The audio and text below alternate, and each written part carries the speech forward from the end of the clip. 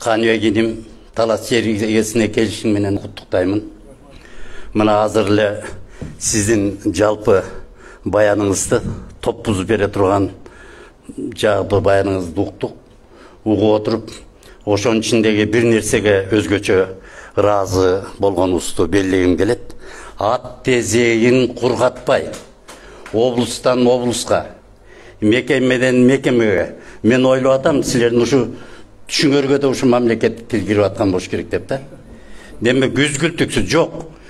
Жанагы күйүү, түзүү, жаратуу, уюштуруу деген баары ошондой иш менен башталат. Эгерде бир нерсени айтып коюп анан жатып алса, айлык сайлыктар келе берет, а бирок ишчи токтоп калат да. Ошол нерселерди абдан мен ыраазы болуум менен уктум. Мисалы, 30 жыл болгонуна карабастан мамлекет тилин кабыл алынганы. 30 жыл болгондугуна карабастан атактуу окуу жайлары, ошондогу 80%, 70% ошого чейинки иш жүзүндө мамлекетти колдонбой жаткандыгы биякта отуруп биз уялып аттык. Эмне деген жок бул өзү.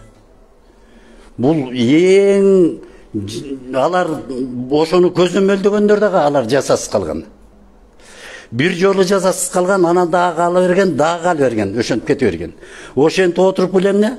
Ашмалтайга айланган. Керек болсо президенттик администрациянын өзүнүн иш кагаздарынан бери текшерипсиңер. Ошондон бери отуруп жанагы ири мекеме баардыгында тең. Баардыгы тең, эми жанагы туура айтып кетти тиги мамлекеттик тил мугалимдерге эле тиешелүү деген. Бүткүл кыргыз жаранына тиешелүү деген ошол тиягына чейин тамырлабай калган да. Эми ошол айтуу менен бирге мен эмне демекчимин? Айтайын дегеним, мен сизди абдан жакшы тааныйм. Бир кезде билим берүү министри болуп тургансыз. Ошо билим берүү министри болуп турган кезде ошондогу жана трибунада, гезитте, басма сөздө муну кылыш керек дегенде, булар чечим түрүнүп алып иштечи. Ошол ишке мен да аралашкам да. Ошол айтып коюу бир жөн. Ал кагазга тиркелип калат, ой болуп жатыптыр дейт. А жанагы күйгүлтүккө түшүп күргүчтөтө иштөөнүн өзү абдан чоң нерсе. Ошол нерседен улам ошондон кийин сиз жогорку кеңештикке бардыңыз, социалдык саясат бөлүмүн башкарып турдуңуз. Ошондо тиги Бишкек шаары Бектур агайдын чыгармачылык иштери боюнча Алык Осмон китепканасында менин көргөзмөмдү уюштурду. Бир жума көргөзмө уюштуруп, анан акырында анан ошондо келип сиз катышып, анан сөз сүйлөп берип кеттиңиз. Демек, ошол актуалдуу, жигердүү, керектүү нерселерде келгенде, мына ошо сиздин ошол катышып жүргөн. Демек, мен буларды айтуу менен сиздин нары ишкердик нерсеңизди билем дегенди айтайын деп жатам. Андан нары мактап койсом кийин мактанып кетпеңиз. Басма сөздө Кыргызстандын ички тышкы саясаты боюнча азыр долбасты уруп турган ким? Канывегиним. Мен баардыгын окуп атам. Ошонун баардыгында тиги келер кыш кетип аткандар да оңдоп түзөп айтып атат. Талашып калгандардын дагы биз жанагы ынтымак дегенде ал ынтымак 100 жолу айткан менен ар жагынан эчтеке чыкпайт. Демек ошону аракет менен да. Мен ошолорду карап, келечекти ойлоп, келечекте мына иштен мен үмүтүм абдан зор. Эгерде бала, бакчалар кыргыз тилинде болбосо, ал бала кыргыз мектебинде окуйт.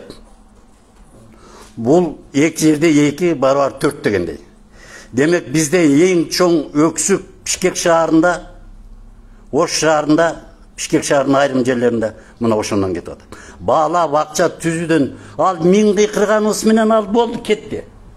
Жибин үсүп кетти. Анан көрсө ушундай экен да, бүт жана бала бакчага бергенден кийин биздин улуттук каймагы, интеллигенция баардыгы кайсыга кирип кетет экен?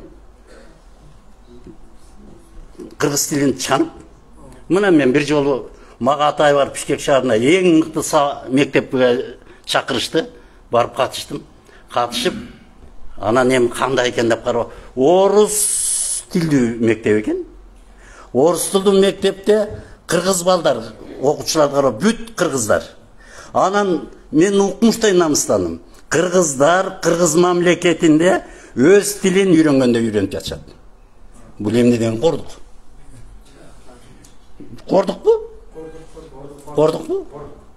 Демек ушундай нерселер бар, ушундай жактарын дагы түзөп кете берсе, анан буйруса, аманчылыкка койсо дагы мүмкүн болушунча иштеше беребиз. Силерге бардар, бакубат, дөөлөттүү, коопсуз жайдары. Анан эң башкысы, жана тынчыбаган түзүүчүнгө каалайм.